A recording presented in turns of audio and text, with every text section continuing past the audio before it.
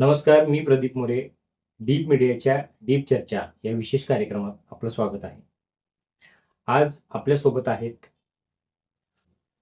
समाजसेवक, प्रसिद्ध व्याख्याते आणि आपल्या कार्यातून संपूर्ण बोर्ले गावात आपला एक वेगळा ठसा उमटवणारे माजी सरपंच प्रकाश उर्फ गणा जाधव. नमस्कार. नमस्कार. प्रकाश उर्फ गणा जाधव यांनी गावात बऱ्याच प्रकारची उठावदार कामं केली. त्यामध्ये ओपन जिम असो, गावच्या तळ्यातील जे जॉगिंगचा ट्रॅक असो, गावातील मुख्य चौकातील सांस्कृतिकसाठी एक स्टेज असो, अशी बरीच कामं उठावदार त्यांनी केली आहेत. पण ह्या सर्व कामात एक मानाचा तुरा खवणारी एक गोष्ट म्हणजे छत्रपती शिवाजी महाराजांचा अश्वारूढ पुतळा. तो अश्वारूढ पुतळा उभा करताना कोणत्या कोणत्या अडचणी आल्या, त्यामागचा खरा इतिहास काय आहे, तो आपण आज जाणून घेणार आहोत. तर सर्वप्रथम तुमचं स्वागत डीप मीडियाच्या आमच्या स्टुडिओमध्ये. माझा पहिला असा प्रश्न आहे की छत्रपती शिवाजी महाराजांचा पुतळा पोर्ले गावात स्थापन करायचा, ही मूळ संकल्पना, ही मूळ आयडिया कुणाची? सर्वात अगोदर ह्या मुलाखतीसाठी किंवा व्यक्त होण्यासाठी तुम्ही मला जे व्यासपीठ उपलब्ध करून दिले त्याबद्दल डीप मीडियाचे मी आभार मानतो. आणखी सर्वात महत्त्वाचा मुद्दा मला अगोदर एक स्पष्ट केला पाहिजे की जर छत्रपती शिवाजी महाराजांचं पोर्ले येथे झालेलं स्मारक उभा करणारा म्हणून जर तुम्ही आज मला ह्या ठिकाणी बोलवलं असेल तर ते थोडंसं चुकीचं होईल. कारण हे त्यावेळी ह्या गावचा सरपंच असणाऱ्या व्यक्तीने केलेलं होतं. तो त्यावेळी गणा जाधव होता, पण आजच्या गणा जाधवाला त्याचं श्रेय देणं बरोबर नाही. ते काम इतकं मोठं आणि महान आहे, ते संपूर्ण गावानं आणि ते एक सांघिक हे होतं. माझ्या सुदैवानं छत्रपती शिवाजी महाराजांच्या आशीर्वादानं, आई मासाईच्या आशीर्वादानं मी त्या टीमचा कर्णधार होतो सरपंच म्हणून. एवढंच. खरं तर आपल्या चौकाचं म्हणजे आपण त्याला चौक म्हणतो, पूर्वी त्याला पार म्हणायचे, तर असं ह्या चौकाचं फार पूर्वीपासून नाव शिवाजी चौक असं होतं. मला वाटतं आपल्या इकडं अनेक मंडळं होती. त्यामध्ये टार्गेट तरुण मंडळ असेल, अशी अनेक मंडळं होती. आपल्याकडे झांज पथकाची फार मोठी परंपरा होती. तरी शिवाजी चौक असं नाव होतं. त्यामुळे फार पूर्वीपासून ह्या गावाच्या मनामध्ये हा एक मुद्दा असेल असं मला वाटतं की आपल्या ह्या शिवाजी चौकामध्ये, आता आपण त्याचं नामकरण छत्रपती शिवाजी महाराज चौक असं केलं, पण पूर्वी त्याला शिवाजी चौक म्हणायचं. तर या चौकामध्ये छत्रपती शिवाजी महाराजांचा एक अतिशय देखणा आणि भव्य असं मूर्ती असावी असं फार पूर्वीपासून या गावाच्या मनामध्ये असेल. पुतळ्याची जागा निवडतानाचा काय इतिहास आहे? म्हणजे जागा कशी ती निवडली? इतिहास म्हणण्यापेक्षा आपली नवीन ग्रामपंचायत, आता जी ग्रामपंचायत आहे त्या ग्रामपंचायत बांधकाम झाल्यानंतर आपली जुनी ग्रामपंचायतची जी इमारत होती त्या इमारतीचं निर्लेखन करून ती इमारत डिमॉलिश करायचं ठरलं. ती इमारत, तिथं जो मोकळा जागा होता त्या मोकळ्या जागेचं काय करायचं ह्या हेतून मग बऱ्याच जणांची अशी चर्चा झाली की बाबा इथं काय करावं. तर आपल्या सुदैवानं आपल्या गावामध्ये महादेव मंदिर असेल, मारुती, दत्त, विठ्ठल, परशुराम, आई मसाई देवी, प्रत्येक देवदेवतांसाठी मंदिर आहेतच. मग सरपंचांना तर माझ्या डोक्यामध्ये असं आलं की हे सर्व देवदेवता ज्यांच्यामुळं सुरक्षित राहिले त्या छत्रपती शिवाजी महाराजांच्यासाठी ही जागा जर आपण ठेवली, कारण अत्यंत मोक्याची आणि चौकातली जागा आहे, तर छत्रपती शिवाजी महाराजांच्या स्मारकासाठी ही जागा ठेवूया का असा एक विचार डोक्यामध्ये आला. पुतळा स्थापनेच्या वेळी ज्या काही परवानग्या शासकीय घ्याव्या लागतात, त्या शासकीय परवानगी घेताना काही अडचणी आल्या का? कुठल्या प्रकारची गोष्टी झाल्या त्यावेळी? म्हणजे खरं तर आता ऑन रेकॉर्ड बऱ्याच गोष्टी बोलताना अडचणी येतील, पण एखाद्या मूर्तीचं, आपण पुतळा म्हणतो, पुतळा म्हणजेच मूर्ती, तर एखाद्या मूर्तीची प्रतिष्ठापना करत असताना महापुरुषांच्या अनेक प्रकारच्या परमिशन्स घ्याव्या लागतात. मला वाटतं 25-26 प्रकारच्या परमिशन्स वेगवेगळ्या डिपार्टमेंटच्या परमिशन घ्याव्या लागतात. त्यामध्ये सार्वजनिक बांधकाम असेल, म्हणजे PWDची परमिशन कशासाठी लागते, तर तुम्ही ज्या ठिकाणी हा इन्स्टॉलेशन करणार आहात, ज्या ठिकाणी ही स्मारक बनवणार आहात, त्यामुळे वाहतुकीला काय अडथळा येतो का, पर्यावरण असेल, अनेक गोष्टीच्या, सामाजिक न्याय, सोशल वेलफेअर, ह्या सर्व डिपार्टमेंटचे परमिशन्स लागतात की बाबा तुमच्याकडे सगळ्या जाती धर्माचे प्रत्येकाचं ह्यामध्ये कुणाची काय भावना दुखावली जात नाही का हे पाहिलं जातं. त्यानंतर कला संचालनालय म्हणून आपलं जे आहे डिपार्टमेंट आहे, त्यामार्फत तुम्ही ज्या पद्धतीचं स्मारक उभा करणार आहात, जी मूर्ती बसवणार आहात, तर त्या मूर्तीचं नेमकं तुम्ही रेखाटन कसं करणार आहात, नेमकी ती मूर्ती कशी असणार, ह्याचं एक मेनाचं शेड्यूल बनवलं जातं, मेनाचं हे बनवलं जातं, मूर्ती बनवली जाते. ती कला संचालनालय मुंबईला पाठवून त्याच्याकडनं त्यांचे क्लिअरन्स घ्यावा लागतो. ते क्लिअरन्स घेतल्यानंतर अगदी त्याच प्रकारची हुबेहूब मूर्ती तुम्ही बसवू शकता. अशा अनेक किचकट प्रक्रियातून हे सगळे जावं लागतं, पार पाडावं लागतं. बरं. आता गावात त्या दरम्यान बऱ्याच घडामोडी घडल्या. हं.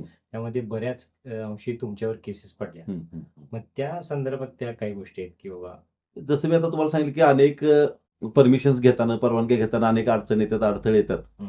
आणि आपल्याकडं विटंबना ह्या सगळ्या अनेक गोष्टी, दंगली ह्या सगळ्या याच्यामुळं महापुरुषांच्या मूर्तीच्या प्रतिष्ठापनेच्या अनेक किचकट आणि अनेक तांत्रिक, प्रशासकीय, कायदेशीर बाबी फार किचकट आहेत. आम्ही हे सगळं करत असताना ह्या सगळ्या प्रक्रिया म्हणजे हा एक प्रस्ताव तयार करताना आमच्याकडून काही मागं पुढं झालं, काही परमिशन्स घ्यायच्या राहिल्या. की ज्यावेळेस केसेस पडल्या, त्यावेळेस केसेस कुणीतरी अंगावरती घेणं क्रमप्राप्त होतं. हं. आणि मग त्यातून मग 2 माणसांचं नाव मला घेणं अत्यंत गरजेचं आहे. ते म्हणजे दीपक शेवाळे आणि सचिन घाडगे.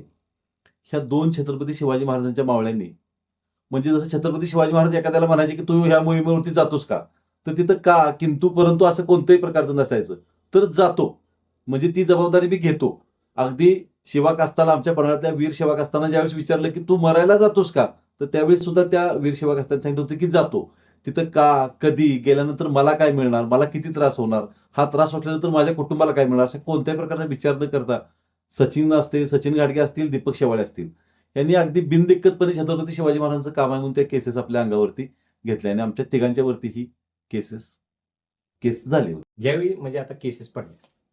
केसेस पडल्यानंतर घरातली परिस्थिती कशा पद्धतीची होती? घरात कसं भीतीचं वातावरण होतं की बाबा काय करलास तू? असं काय पद्धतीत झालं का?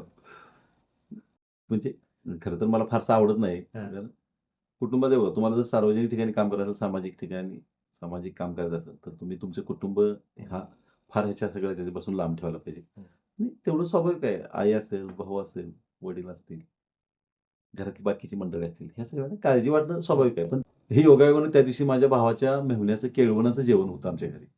सगळे पाहुणे आले होते. आम्ही सगळे म्हणजे मी त्यावेळेस पन्हाळ्यावरती होतो. आणि आमच्या त्या मेहुण्यांची मिसेस जी आहे, ती एक्साईज ऑफिसमध्ये जीएसटीला कामाला आहे.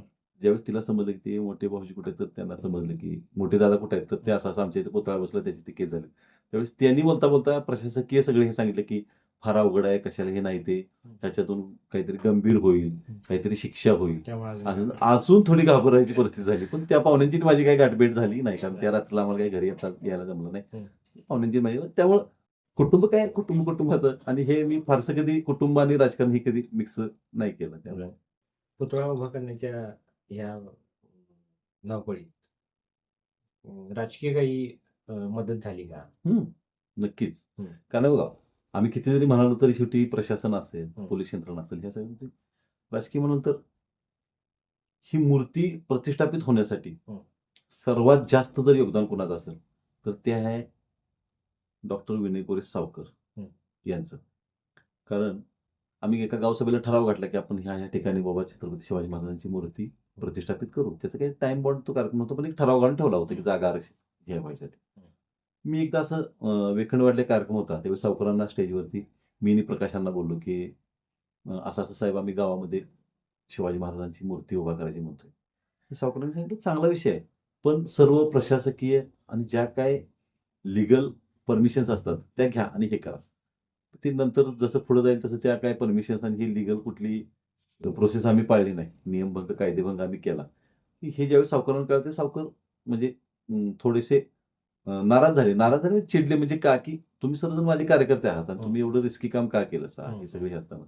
पण तिथून पुढं साहेबांनी ज्या काही गोष्टी केल्या, म्हणजे पोलीस यंत्रणा असेल, न्यायालय असेल, वकील देणं असेल, आम्हा सर्वांना कुठल्याही प्रकारची शिक्षा होऊ नये यासाठी सावकारांनी केलेले प्रयत्न असतील.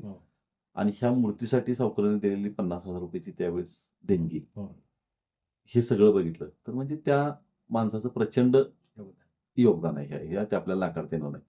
सर्वच पक्षांचं आहे. मी असं कोणाला असं नाही म्हणत की इथं आपण राजकारण नाही आणायचं. सर्वांचंच योगदान आहे. पण त्यावेळेस ह्या सगळ्या कायदेशीर बाबीतून आम्हाला जर कोणी बाहेर काढायचा प्रयत्न केला असेल, वकील देणे ह्या सगळं, ते नक्कीच विनयकोरी सावकारांना ह्याचं म्हणजे कार्यकर्त्याला एक पाठबळ कार्यकर्त्याला देण्याचं पाठबळ काम देणं. केलं. प्रकाश अण्णा असतील आमचे. हं, हं. अण्णांनी सुद्धा त्याच ताकदीनं म्हणजे अगदी रात्रभर अण्णा आमच्याबरोबर पन्हाळ्यावरती वगैरे थांबणं, हे सगळं करणं. हं. हे सगळ्या गोष्टी हे प्रत्येकाचं योगदान आहे फार मोठं. म्हणजे आपला कार्यकर्ता अडकलाय तर त्या हं. उद्या असं म्हणणार आता म्हणजे त्याला, हां. केलंय कार्यकर्त्यानं, हं. काम चांगलं आहे, हं. पण पद्धत चुकली आहे. हं, हं. म्हणून नाराज न होता हं. केलंय चांगलं काम आहे. त्या कामाच्या पाठीमागे ताकदीनं उभा राहून कार्यकर्त्याला त्या अडचणीतून बाहेर काढण्यासाठी जी सावकारांनी तत्परता आणि जो मनाचा खंबीरपणा दाखवला, म्हणजे हॅट्स ऑफ टू. पुतळा बसवताना गावातून किंवा बाहेर गावातून काही राजकीय विरोध काय झाला काय अशा पद्धतीचा? म्हणजे अं, असं काही झालं नाही. हं. आणि मला वाटतंय महाराष्ट्राची किंवा ह्या देशाची हं. नैतिक पातळी अजून एवढी नाही खालावली की छत्रपती शिवाजी महाराजांच्या कोणत्या कार्याला, शिवकार्याला विरोध करावा. हं. आणि अगदी आपल्या रांगड्या भाषेत सांगायचं झालं तर कुणाची माय अजून नाही मिळाली की शिवाजी महाराजांच्या कामाला विरोध करेल. कुणीही विरोध केला नाही. उलट ज्यांना जे शक्य आहे ते सगळ्यांनी ती मदत केली. आमच्या गावातील संस्था असतील, सगळ्यात महत्त्वाचं राजकीय गटांनी तर प्रचंड सहकार्य केलंच. त्यामध्ये माझा स्वतःचा कासारी गट असेल, तो एवढा ठामपणे माझ्या पाठीशी राहिला. त्याचबरोबर आमच्या गावातील वेगवेगळे जे उदय असेल किंवा इतर राजकीय पक्ष असतील, त्या सर्वांनी हे चांगलं काम झालं. कुणी केलं ह्याच्यापेक्षा काय केलं, छत्रपती शिवाजी महाराजांचं काम केलं, ह्यानं प्रत्येकाला जे शक्य आहे त्या आर्थिक, मानसिक सगळ्या पद्धतीची मदत प्रत्येकाने केली. माझे त्यावेळचे ग्रामपंचायत सदस्य असतील, सर्वांनी अगदी केसेस, बरेच जण असे म्हणले की तुमच्यावरतीच का, अगदी आम्हाला आमच्यावरती सुद्धा केसेस पडत असतील तरी सुद्धा टाका, एवढ्या मोठ्या कामाला जर आम्हाला जर हे मिळत असेल, हे आमचं भाग्य असं म्हणून प्रत्येकाने मदत केली. बरं, गावातून जाताना ज्यावेळी तुम्ही पुतळ्याकडे बघताय हं. ते काय भावना असते तुमची? एक तर म्हणजे तिकडे बघताना मी नेहमीच हात जोडतो. हं. आणि हात जोडताना एकच भावना असते की बाबा ह्या गावात जन्मल्याचं सार्थक झाल्यासारखं वाटतं. आणि ऊर अभिमानानं भरून येतो. आणि सर्वात महत्त्वाचं एक सांगतो, ज्या दिवशी ही मूर्ती तिथं प्रतिष्ठापित झाली, त्यानंतर मी कधीही त्या मूर्तीला हार घालायला वरती चढलेलो नाही. मी अगदी स्वतः पाळलेलं हे पथ्य आहे. हं. मी कधीही त्या शिडीवरून वरती जाऊन, म्हणजे कुठेही बघा माझा फोटो हं. किंवा तुम्हाला सापडणार नाही. मी कधीही त्या मूर्तीला हार घालायसाठी चढलेलो नाही. त्याचं कारण एक, असं नको व्हायला, माझ्यामध्ये असा अहंकार नको यायला त्या प्रिमायसेसमध्ये गेले की हे माझ्यामुळे झालं, मी केलं. एक. दुसरं, तिथं कोणत्याही प्रकारचं राजकीय सावट तिथं पडू नये, हे एक पथ्य पाळलं. आणि तिसरं म्हणजे मी तिथं मी अजूनही माझ्या गावामध्ये कधी व्याख्यान दिलं नाही आणि त्या मूर्तीला मी हार घातला नाही. त्याचं कारण म्हणजे ही मूर्ती ह्या ठिकाणी ज्यावेळेस पंचधातूची मूर्ती बसेल, त्या दिवशीच मी ह्या मूर्तीला हार घालणार. आणि त्या दिवशी मला जे काही माझ्या गावासमोर व्याख्यान किंवा मला जे काही व्यक्त व्हायचं ते होणार. जोपर्यंत पंचधातूची मूर्ती तिथं बसत नाही, तोपर्यंत मी हे काही माझ्या गोष्टी पाळायचा मी प्रयत्न करेन. महाराजांचा पुतळा बसवल्यानंतर सामाजिक आपल्या गावातलं वातावरण किंवा तरुणांच्या मनातले जे विचार आहेत ते काही बदललेले जाणवलेत की किंवा त्यांच्यात काहीतरी म्हणजे सुधारलेत विचार, अशा पद्धतीचं काय जाणवले? एक लहान मुलगा असाच शाळेतून चालला होता.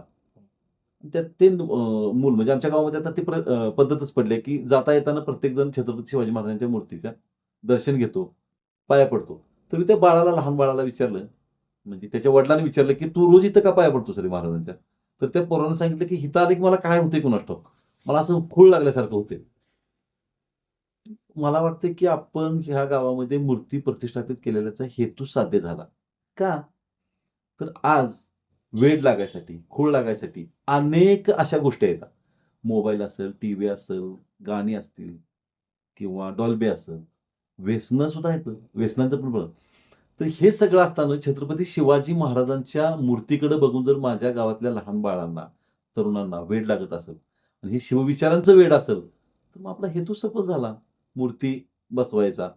अगदी तुम्हाला सांगतो, गावामध्ये आज कोणताही कार्यक्रम असू दे, कोणताही कार्यक्रम असू दे, काही असू दे, पहिला मान जर कशाचा झाला तर छत्रपती शिवाजी महाराजांच्या मूर्तीला कोणताही राजकीय गटातटाचा कोणताही अभिनिवेश न बाळगता प्रत्येकजण येऊन तिथं त्या मूर्तीला हार घालतंय.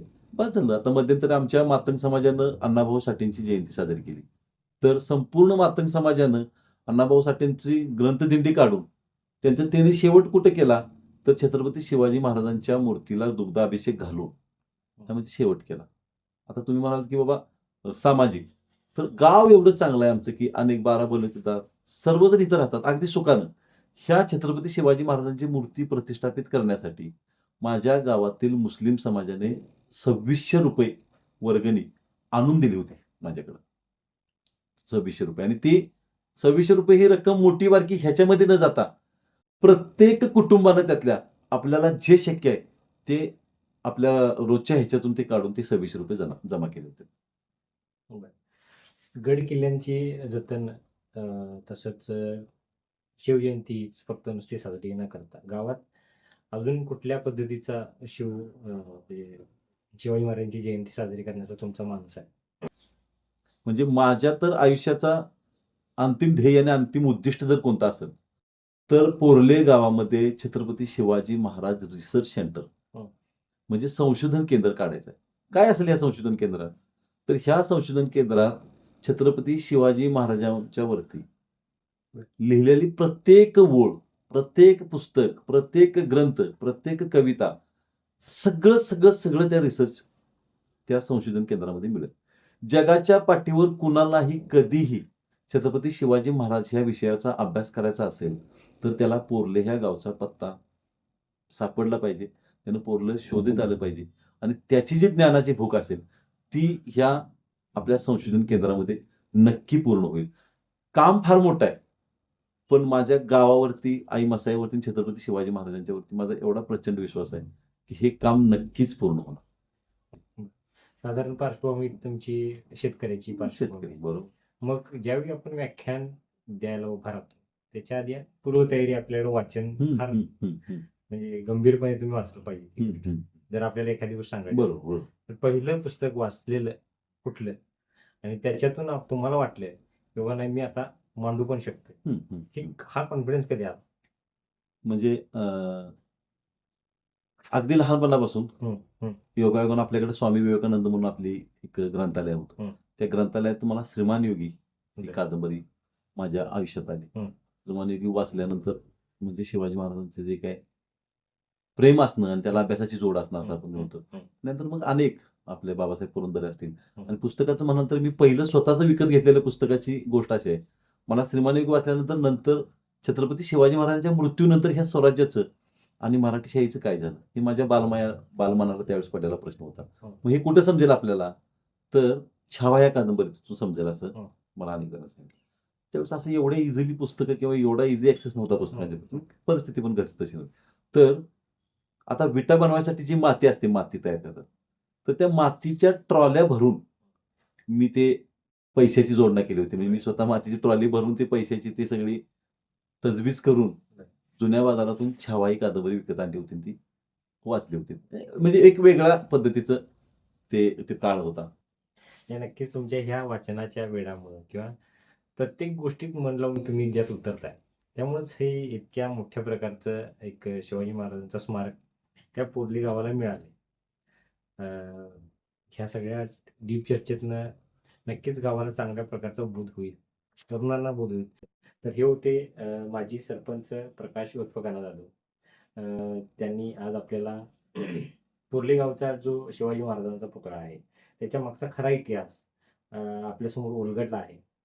अशा प्रकारच्या नवीन व्हिडिओ पाहण्यासाठी गावातील भागातील शाहूवाडी, पन्हाळा या परिसरातील अशा नवनवीन गोष्टी पाहण्यासाठी डीप मीडिया चॅनल आजच सबस्क्राईब करा आणि पाहत राहा डीप मीडिया. धन्यवाद.